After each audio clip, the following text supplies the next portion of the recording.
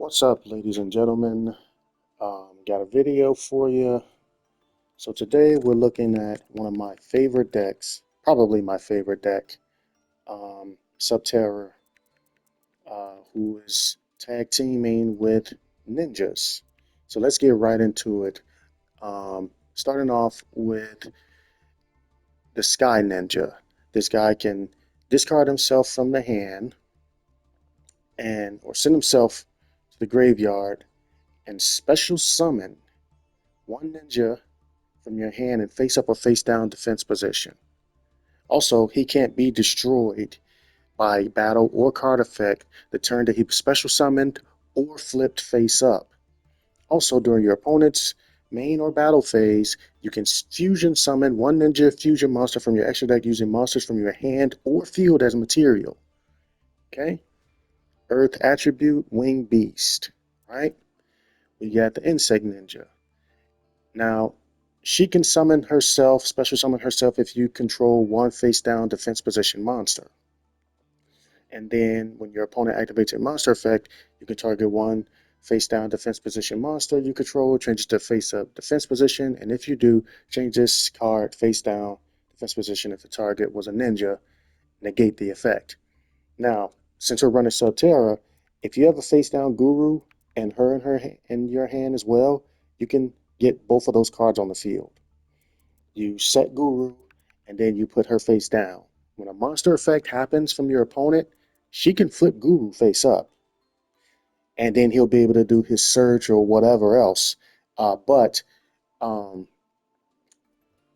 it will not negate because Guru isn't a ninja monster. However, even with her negate, unfortunately, her negate is just like Fiendus's negate. It does not destroy. And that's another thing. If Fiendus negate was a negate and destroy, Subterror would be much higher on the totem pole because it would be a extreme threat. It's a threat now. I mean, with the stuff that you flipping people face down, they can. There's only so many things they can do. You can only tribute or fusion summon. After that, everything else you need card effects to be able to do something with that card. But for that turn, um, once you've already used your normal summon or whatever, unless you use something else, you can't get that card off the field. That card is stuck until the next turn. Barring destruction and spells and all that other stuff. I'm talking about being able to continue a combo. So if you got Snake Eyes and they bring out Poplar or whoever, and Guru flips them face down, or whoever flips them face down, that card is stuck. They can't even use the other card to target one face up monster you control, send it to the graveyard, and then bring out another one. It's face down. So that's huge. But yeah, so moving right along, we got Hanzo, who you normal summon him. He can add one spell or trap card to your hand. And when he's flip or special summoned, you can add one ninja monster to your hand. Cannon Ninja, if his card is normal, if he's summoned at all, you can special summon one ninja from your hand or graveyard in face down defense position. When your opponent activates a card or effect that targets exactly one ninja card or exactly one face down defense position monster you control while this card is in your graveyard, you can special summon this card in face down defense position, and if you do, return the targeted card to the hand. So if somebody plays impermanence, somebody activates a monster effect. She goes to flip something, and they activate impermanence to imperm her. Well, if he's in the graveyard, he's sending her back to the hand. Okay. But moving right along, you got the Gravity Ninja. Now, this guy, when he's normal or special summoned or flip summoned, you target two face-up monsters on the field, change them to face-down defense position. And if you do, any opponent's monsters that were flipped by this effect cannot change their battle positions. Okay? That is huge. So when he hits the field, he has the option of turning any monsters that can be flipped to face down defense position. But if it's any of your opponent's monsters, let's say two Snake Eyes cards, for example, they can't change, forget about the next turn, unless they're able to fusion or tribute summon those cards, they can't do anything with them. All right. Um, Obviously, barring like, special effects or whatever to have them moved or whatever. But other than that, they can't change their positions. This even goes for cards that are special summoned in defense position. If you got nobody who, um, anything where they can't change their position, they can't change, uh, even if you hit them.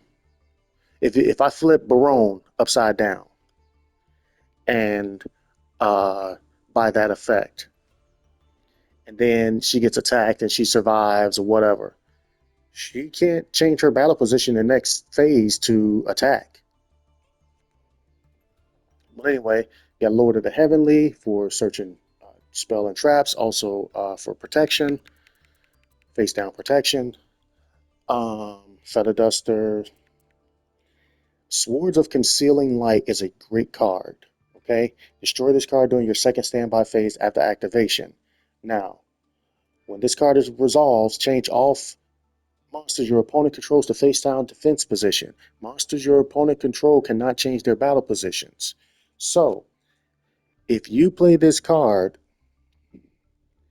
for 2 turns, as long as it doesn't get destroyed, any monster flipped face down cannot leave the field unless they're attributed or fusion summoned or all that other stuff. They can't get up on their own.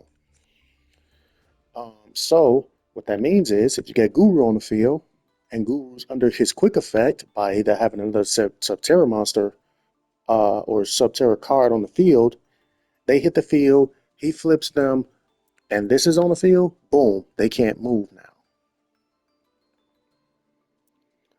Speaking of which, well, we're going to go to the rest of the cards before we go to Subterror. Of course, Book of Moon.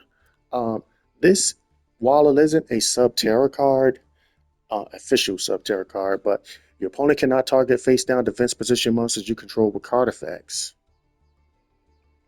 So um, it's a light protection. They can't target face down monsters with card effects. So let's say somebody has got Mirror Jade, and Mirror Jade hits the field. Is Mirror Jade target? I believe Mirror Jade targets. Um, I believe Mirror Jade targets. Let's see, fusion. There she is. Once per turn, you can send one fusion monster to your deck.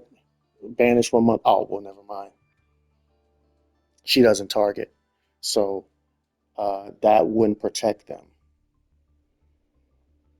That wouldn't protect them. But who like anything that targets, as long as it's a targeting effect. Um,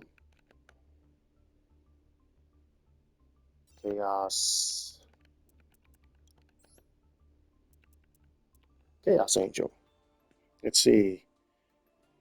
Uh, if this card's for summon, you can target one card on the field, banish it. So if this is there, and you have a monster face down, Chaos Angel cannot banish them. Your opponent cannot target face down defense position monsters you control with card effects. Okay, that is huge. Now, obviously, if you use something as we just discussed, like Mirror Jade or a Raigeki or whatever, you can still destroy them. But if this is up, things like Chaos Angel, which people do run too, people do use Chaos Angel a lot actually. People run the Chaos Angel, you cannot uh, banish them. But moving right along, we got Sol and Luna. Uh, this is a great card. I mean, you could literally set Guru face down on your first turn without anything else and have that in your hand. If your opponent has a monster that can be flipped face down, you can flip them and flip Guru, and his effect will trigger to be able to search a card. And you got a face down card. Now, the thing is, he'll be in defense position, but it doesn't matter. You still got a search off on your first turn playing him without um, without having the hidden city up. Even with that, even with the hidden city, um, this just even if he was face up, you can still flip two people face down, or you can flip both people face up, whatever you want to do. Ninja art, of course, if your opponent controls a card, you can set up to one ninja monster and one ninjutsu art spell trap, except our notebook of mystery. These cards come from your deck and or graveyard, but only one can come from each. If a set card on the field is sent to the graveyard, you can target one face-up monster on the field, change it to the face-down defense position. If this set card is sent to the field, sent to the graveyard, face-down defense position. So basically, you can use this to put a spell or trap on the field, or a monster on the field from the deck. And if you have something in the graveyard, you can do both, but not two things from whichever place. This right here, Solomon's Law Book, is used to keep Swords of Concealing Light up indefinitely until it's destroyed by card effect or whatever. Other than that, um, you use this when it's about to be your next standby phase in your draw phase or whatever. You activate this, and guess what? This stays up forever, which means anytime your opponent's monster has been flipped face down, they stay that way forever. Unless they're tribute summoned. Unless unless somebody is tribute summoning them, or they got a fusion summon card, or whatever the case may be, they are popped. Some people say, well, why play that? There's so many cards that you can use to destroy and whatever. Yeah, well, you have to be face up to use effects. If you're using all those spells, you're not running a whole bunch of spells and traps that all destroy. You use a couple of them and then that's it. You need to be able to get to your big guys or whatever. And this whole deck centers around preventing people from doing that while also dishing out our own offensive. This is a defensive deck for shutting down an opponent's offense with our defense and then being able to wedge in and eliminate them.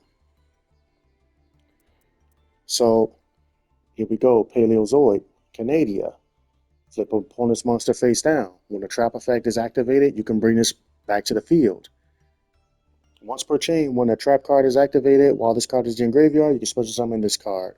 If summoned this way, this card is unaffected by monster effects. Also banish it when it leaves the field. Now, if you flip this card face down with something like Book of Moon or Sol and Luna, it no longer has the caveat of having to banish itself. Here we go again, Quaking Mirror Force. When an opponent's monster declares an attack, change all your opponent's attack position monsters to face down defense position. Monsters change to face down defense position by this effect cannot change their battle positions. That is huge. Here we go. Another one, Performal Showdown. Target any number of face down monsters your opponent controls, up to the number of face up spell cards you control. Change those monsters to face down defense position. How does this work? If I had already previously set this card and I use something like Feather Duster, then that means that I can flip one card. I can flip one monster that my opponent controls because it's face up on the field. It doesn't have to be a continuous spell. It just has to be a spell that's face up while when this card resolves. So if this is the last thing in the chain, Then you can flip however many monsters with spells that you own.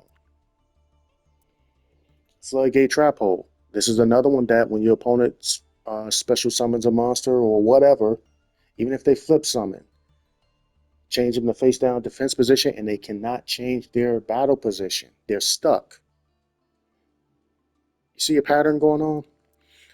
What else we got? Lost Wind. If somebody does happen to make it to the field and they're unaffected by, maybe unaffected by monster effects or whatever, or they can't be targeted, or, well, not can't be targeted, but um, monster effects or whatever the case may be, you can hit them with this. Maybe they can't be destroyed by battle or something like that or whatever. As long as they can be targeted, as long as they're not immune to everything, this will work on them. And if it does, now they're susceptible to being flipped or outright destroyed. Really, we're not trying to destroy stuff. We're trying to prevent things from being able to become a great threat because, as we know, when things are hitting the graveyard, that's some of the most devastating stuff. In fact, it might almost be more beneficial to stop running, to run less um, uh, ash blossoms, to run more of the ghost girl, the ghost bell, because most of the things that happen in the graveyard. Getting from the deck, searching from the deck, and all this stuff or whatever, yeah, that stuff is prevalent. It is special summoning and all that. But a lot of things need for something to happen in the grave. But in any event, I'm getting sidetracked here. But so that's what this deck is doing, preventing things from hitting the grave. Look, ninjas, if this guy's on the field, ninjas can attack directly. If he's on the field, face up on the field, all ninja monsters that you can control can attack directly. So all those face down monsters that are just sitting there on your opponent's side of the field, you don't have to worry about them. They can attack directly. Look at this guy. His other effect. If a monster on the field is flipped face up while this monster is face up on the field except during the damage step, you can target one card your opponent controls, destroy it. Okay? So if there's anything that you think is a threat to back row, I mean, is a threat in their back row or whatever, flip something face up and destroy it. Even in your end phase or whatever, if you got something to flip Guru or whomever, flip it and destroy a back row. Moving right along though. Of course, Subterror Final Battle, Destructive Daruma Karma Cannon. Change all monsters on the field face down defense position. If either player controls a face up monsters, they must send all face up monsters they control to the graveyard. Now, obviously, we already talked about not wanting things in the grave, but at the same time, some things have effects where they need to be destroyed in order for something to happen. But for the most part, this won't apply to that last effect, won't apply to most cards. It only applied to link monsters. Link monsters are going for good. They're going into the grave. And if you're doing something like running something to banish monsters, they're going into the banish zone. But other than that, they put something like a full armor master or the arrival or whomever. Well, they're going away. The only cards that aren't going away are trap tricks. The trap trick boss monsters, it won't affect them because they're immune to traps in general. If a skill drain hasn't hit the field, wasn't on the field before they hit, then they are immune to traps just in general. So that second effect won't even affect them. Here we go. Armor Ninjutsu Art of Freezing. When an opponent's monster declares an attack, if you control a ninja monster, you can flip this card face up, negate the attack, and end the battle phase. While this card is face up on the field and you control a ninja monster, monsters your opponent control cannot change their battle positions. That's another big one. What is the theme here? We're flipping stuff face down and we're trying to keep them face down. So now, Guru's effect becomes devastating. It's a devastating effect now. All right. Art of Duplication. This is for getting another ninja monster on the field. If you have like a level 8, he can, you tribute him, you can probably bring out like 3 or 4 monsters from your deck, ninja monsters. That's cool, but this card here, activate this card by targeting one ninja monster or one face down defense position monster on the field.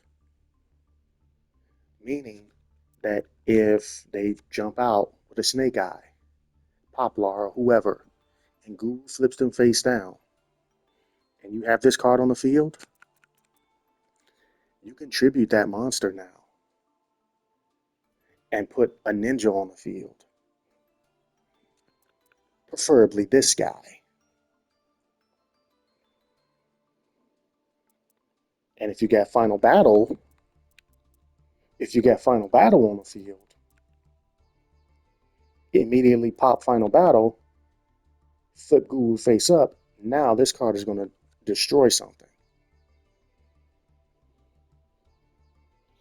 If she's on the field face up, he's on the field face up, and you have a defense position monster, let's say you have another ninja.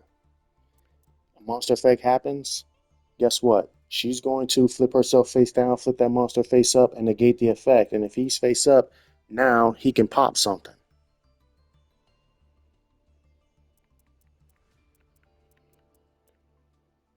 And this card isn't stuck. You bring out what you want. When this card leaves the field, send that monster to the graveyard, right? You can target one ninjutsu or continuous spell trap in your spell and trap zone. Return it to the hand. Once these cards that this summons goes face down, they are no longer bound to this, meaning that this could be removed all at once and those monsters won't leave. Same with this one. When this card leaves the field, destroy those monsters. This card here allows you, after you've used the first effect and it's live and it's face up on your next turn or the next turn or whatever, you can remove either one of these cards, and put it back in your hand. And then recycle and do all over again, get it out the way or whatever. Once, and they won't even be in jeopardy because they've been face down. They've been face down already. So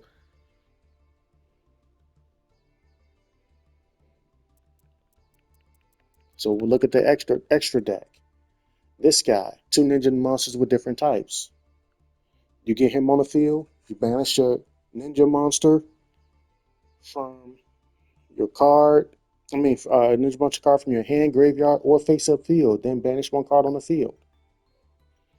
If he's special summoned or flipped face up, what does this guy do? Allows all ninja monsters to attack directly. Your ninja monster can attack directly. While you control a face down defense position monster, your opponent's monsters cannot target this card for attacks.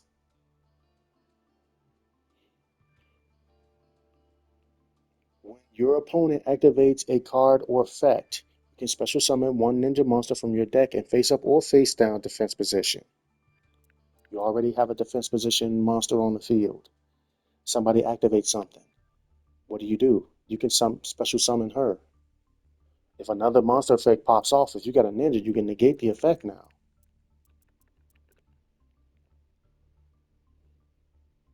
You can only use this effect if Maizen the Battle Ninja once per turn.